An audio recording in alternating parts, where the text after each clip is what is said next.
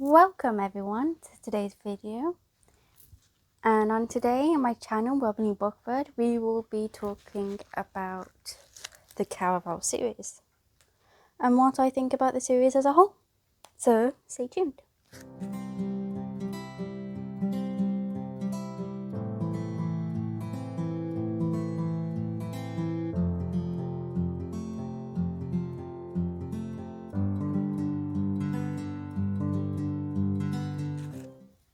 So, first thing I want to talk about when it comes to these books is the covers. Look at them. They're so pretty. That's Caraval. Legendary. I think Legendary is my favourite cover. I love the heart. And Final, which made a plonk, my bad. And Final. I love these covers. These are the American versions, and I think they are absolutely gorgeous because I think they are much more classy and quite pretty. Although, at some point I might pick up the UK editions too. Another thing I want to talk about in regards to these books as well is what I'm just doing now. So, another thing I want to talk about is the colour of the spines down the back. I think they're really pretty. Caraval's in blue. It's like Legendary's in like a bronze and Final's in a gold. And what I also love, one of my favourite parts, is the fact that Caraval would help if I got the right one. Is the fact that Caraval has a gorgeous little teardrop down here, which I think is really nice on the front of the hardcovers.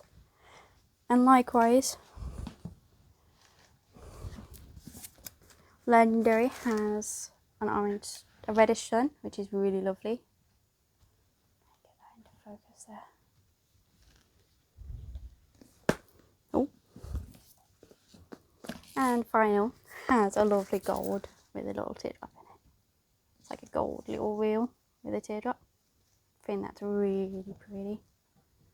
So yeah, I just wanted to talk about them because, you know, they're really pretty. I love it when hard covers have special little engravings in the front or the sides. I think it's really lovely. So yes, welcome to my review where I talk overall about the Caraval series and the conclusion and how I thought about it as a whole. So the character development, so likewise in my other reviews I'm going to talk about character development, world development, pacing, language and plot development. However, the way I'm going to work out the score for the overall series is by adding the previous scores in the series. So that would be Caraval's finals and Caraval's legendaries and finals. Or finale. Is it finale? Finale. And I'm going to then average all that out and you'll get the overall score. So these are just going to be my general thoughts about what I've thought about how each of these things was handled as a series overall, basically. Number 1, character development. Throughout the 3 books, the main focus characters are Scarlet and Donatella. And that's because they're sisters, or half sisters as we find out. So Caraval focuses on Scarlet, Legendary focuses on Donatella, and Final focuses on both of them with the point of view chapters switching between the two. And in my opinion, I thought they grew really well as characters throughout this series. Scarlet went from being very timid to being very brave and strong, like a mom. Tella went from being very closed off to embracing all the feeling that she has, which is brave in another way, as I said in the final review. Legend and Julian also really grew as characters too, from Julian opening up to Scarlet, being supportive and loving and loyal, and Legend through seeing the importance of love and choosing out of his own selfishness.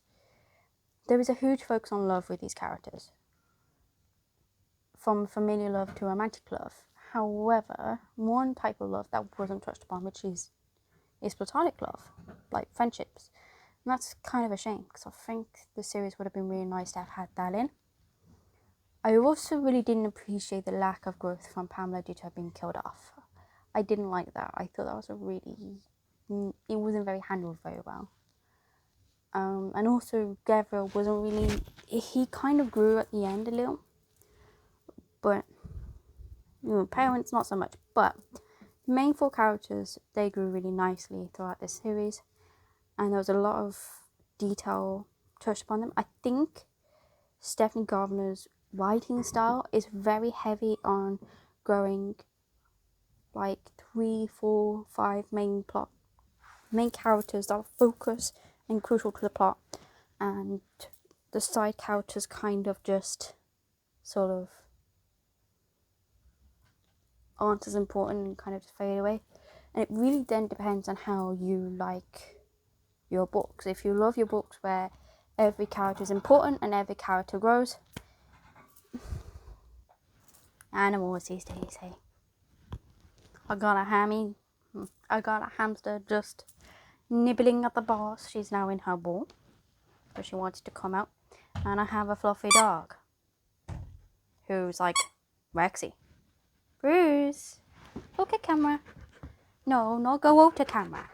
Just look at camera and be cute for the camera. Lower yourself down a bit. Lower yourself down. Come on. And the fluffy ball.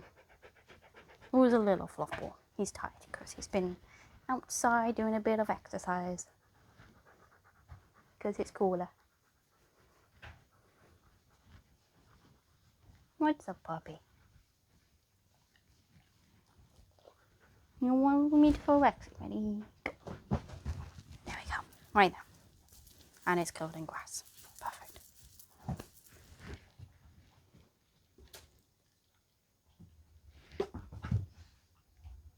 Okay. Now that my animals are a bit more settled. Where was I? Oh god. There we go. Now that my animals are a bit more settled. Honey, we can see you. Hello. That's my boyfriend. Say hi. What are you doing? Yeah, I really didn't appreciate their mom being killed off so quick. That wasn't ideal. What? I didn't. Gabriel grew a little at the end when he died, but yeah. Right, yeah, so Stephanie Garber, the type of writer that she is, she focuses on a couple of characters and growing these characters without expanding on or growing the side characters. Like if she has 3 main characters, she'll ignore the side characters just to grow these 3 characters, which is, it really depends on your reading style, if you appreciate that or if you don't like that. It's tied up to you, which is why I think so many people who've read this book either really loved it or really hated it, because it was like these 2 things are just conflicting. And yeah, that's what I think happened there. That's really all I gotta say about the character development. I really liked it. I really liked having a lot of the focus on Scarlett and Donatello and seeing them grow, and also seeing the love interest grow, because I sometimes find in YA or in stories you always have the main characters growing and the love interests aren't really grown at all as characters. Well, Stephanie actually focused on them, which was really nice, and the fact that they actually weren't just love interests for the sake of being love interests, but they're also really crucial to the plot too, and I thought that was really nice. Number 2, world development. So the world was absolutely gorgeous. I really love it, and I thought it was brilliantly well built, considering, as I've said previously, that this is Stephanie Garber's first series. I love how the fates were used in the world. I just wish we got to meet more of them, and I think in the second book it did have a negative of just too many introduced too quickly. I wish she had like paced it out a bit more. So maybe put a little bit more in the first book that we could have met without knowing that they were fates, like some of the objects. Or putting, do you know what I mean? Just spacing them out a bit. There was just, second book was just crammed of just all these fates. A bit too much. But I really wish we got to meet more of them, because there was loads more that weren't even covered or touched upon, which sucks. yeah, so I hope that Stephanie uses this and expands the universe that she's built, as it really is something amazing, and I really love it. I feel like the magic system in the world was a little bit 50-50. So it's 50% hard magic and 50% soft magic. So brief overview of what these mean. Hard magic is where it's pretty much set in stone, the rules of the magic in the world. So if a piece of magic happens in the world, you know the reason for it happening, and you know that it can't be changed, it can't be influenced. So, for example, the fates, when they fall in love, they then become mortal and can be killed. That is an example of a hard magic structure at work, because it's saying that this rule exists, nothing can break that, nothing can change that. And it was something that was seen throughout all 3 books, which was really nice. Soft magic was in more regards of legends magic, which, as a reader, I feel like I have a more of a preference to hard magic than soft magic, because I like to understand why something's happening in the world the way it is. And legends magic was a little bit all over the place. Like in the 3rd book, it seemed he was much more of an illusionist. He was able to create illusions that felt real, which was definitely proven from the 1st book, with the added exception of something, which is the fact that he could bring people back who died, but only if they died during Caraval, or through the game, basically through the game Caraval. And that kind of confused me, because I didn't understand why he was able to bring them back. I mean, it was kind of half explained that his powers get more powerful based on, I think, the emotions that people were feeling. So if a lot of people are enjoying Caraval, he's much more powerful. But then, if none of the fates can bring back people, how is he able to bring back people? Like, I don't quite understand that. Yeah, it's a bit weird. In my opinion, it was a little bit... I definitely prefer a hard match system over a soft one. And I definitely think Stephanie's strength is definitely more hard magic systems rather than a soft one. But that's just, in my opinion anyways. But overall, I really enjoyed the series in terms of its world development. I thought it was really well done. Really enjoyed it. And for the world development alone, I would recommend the series based on it. Number 3 that I'm going to talk about is language, because I think that'd be the easiest thing to quickly talk about before I get into the other 2 big meaty parts of my overall conclusion. The language was beautiful absolutely throughout, and it's definitely the strongest element of the series. If you haven't heard why you've probably heard a lot of book reviewers talking about how it's very whimsical throughout, which worked really well considering what the series is about. And if you don't quite understand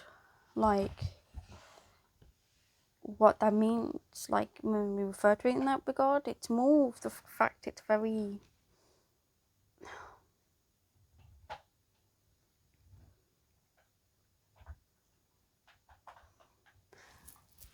elegant language with an element of very magical, and it really does help to bring the images that Stephanie is trying to convey in her writing alive. A good example of that is seen in... try and find something. Here's a good example. This is chapter 42, page 387. I'm just going to read the first little bit. It felt like stepping into a world made of ancient fairy tales and dreams come to life. Airs smelling of evergreen, dusting with flecks of golden lantern light. Scarlet didn't know where the snow had gone, but not a flake remained. The ground was dotted with flower petals instead. The forest was shades of green and olive and jade and ivory. Even the tree trunks were covered in rich emerald moss, except for the bits wrapped in gold and cream streamers. People sipped golden drinks as rich and thick as honey, while others ate cakes that looked like clouds. It's that type of language that's just really lovely and really helps to convey the gorgeous world that she's trying to tell. And I love that. I think it's amazing.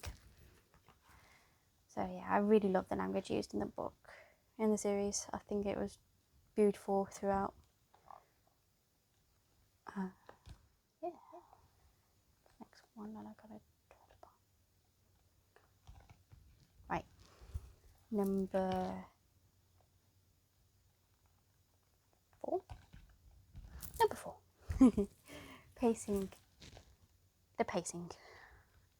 The pacing. It's definitely the weakest of the series. It's the weakest part of the series, and it's pretty much all over the place, and it's not very consistent. It's one of the things that Stephanie really struggles with. You can really tell. I felt like the first book struggled to get consistent. Like, there were times where it went really fast paced and then it just went really, really, really slow. The second one was better, but it was hindered due to all the plot, because I think the plot just weighed it all down quite a bit. And the third one was sort of really slow at the beginning, and then it kind of went really fast paced, like really, really quick when like the mom died. And it kind of developed into a really nice pace towards 2/4 of the book. It did get better, and one thing I have noticed is from the first book to the third book, the pacing was improving, which tells me as a reader that it's, in any situation like this, it's important to remember that Stephanie Garber, it's her debut series. And I think that you kind of gotta give a little bit of leeway here, because especially as she's improving from book 1 to book 3. So I'm hoping that her future books, the pacing will be massively improved. So yeah, that was a bit circus with the pacing. I think as well, if pacing is a big issue for you as a reader, the series is definitely not for you. But I think if you're someone who can kind of, I wouldn't say like or accept, I wouldn't say like the fact that pacing's all over the place, because I don't. But if you can just accept it and can enjoy a story regardless, then I think it's definitely does help a lot. So that's my thoughts on the pacing of it. And the fifth part, plot development. Wow. One thing Stephanie can do well is have a lot of ideas. And this was definitely shown through the plot. From the beginning, the fates are talked about and introduced. So I really love how they're treated throughout the series, and the importance of them was really well placed. It didn't feel at any point the fates came out of nowhere, because we knew about them from the very beginning. I do wish that we could have found out a bit more about Gabriel, who is the fallen star, much earlier than Final. I think it would have been better for the series overall. But I think that's something that Stephanie will learn in time, through writing a lot of books. I mean, I'm a very new writer, and I'm sure it's something that I would learn if I had 3 amazingly published books too, like over time. And writing books and reading books are very different things. It's always really important, for a reader, it's something I try and keep in mind. But I really love how the plot flows from Caraval to Legendary to Final. And I think finding out about Legend to being introduced to the conflict between the fates, from finding out about Legend in the first book to then being introduced to the conflict between fates and Legend in the second book, to them being released into the world and having to deal with them in the third book, I felt like it was really nicely done. And I think the last book brought together the plots really nicely.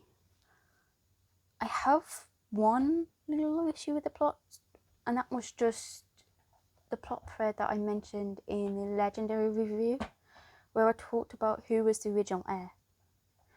We still didn't actually find an answer to that, and I'm quite curious as to who that heir is, if there was one. I think there was, because from what the Empress said, it seemed like there was. And it's kind of suggested in the book series that it could have been their mother, Pamela, but there was nothing concrete. And honestly, speaking of Pamela, that's my... Come on.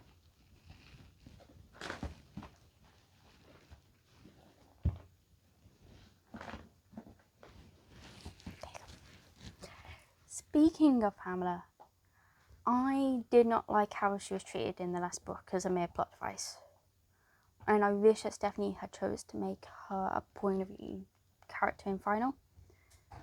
Or at least make her one of the three. I think it really would have helped to balance the point of view chapters between Donatello and Scarlet too. Having her there as well. And I think we could have got to get to know her a bit more before she was killed off. And I think it just wasn't a very good plot device to do. It really affected the pacing, and I think you could have easily had them find out about Gabrielle and try and stop the fallen star without having their mom being killed, to be honest with you. So I don't quite know why Stephanie chose to kill her off when she did. And I think that's just really my only criticism about the plot. But yeah, apart from that, overall, I really love the plot in this series, and it's definitely something I would recommend to people if they like something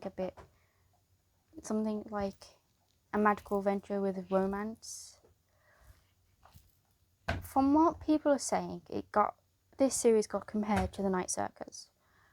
I personally have never read The Night Circus, although it is on one of my long TBR lists to eventually read. But from what I've learned about The Night Circus, it doesn't sound very similar to that at all. And I know The Night Circus has a lot of fans surrounding it. It's meant to be like up there with the masterpieces, and I can't wait to read it. But from what I've heard about it, it sounds very different. Like, The Night Circus focuses more, from what I understand, more heavier topics. Well, the Caraval series is a very light-hearted story. It's not something that I think needs a lot of... I think it really depends on the type of reader you are, whether you like something to have a lot of depth or whether you can read a light-hearted story and enjoy it. And I definitely think the Caraval series is not one full of a lot of depth in terms of heavier topics. That's what I mean when it has depth in terms of its character development and its plot development, its world building, but in regards to its application to real life, for example, there's nothing there, really, that can really be compared, except, I suppose, maybe the love of... Yeah, there's nothing really. But I definitely think if you like something, or you want to read something that's a bit light-hearted, I definitely recommend the Caraval series. It's really lovely. I really enjoyed it. So, yeah, I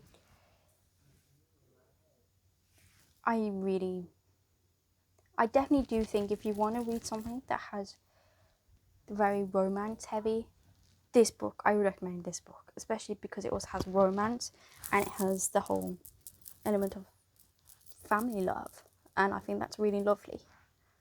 So I definitely recommend this to people who want to read a book about sisters or want to read something about magic. As I said, there's a lot of romance in these books as well. Legendaries in final, which can be off-putting for people who don't like romance, but if you do, definitely recommend this.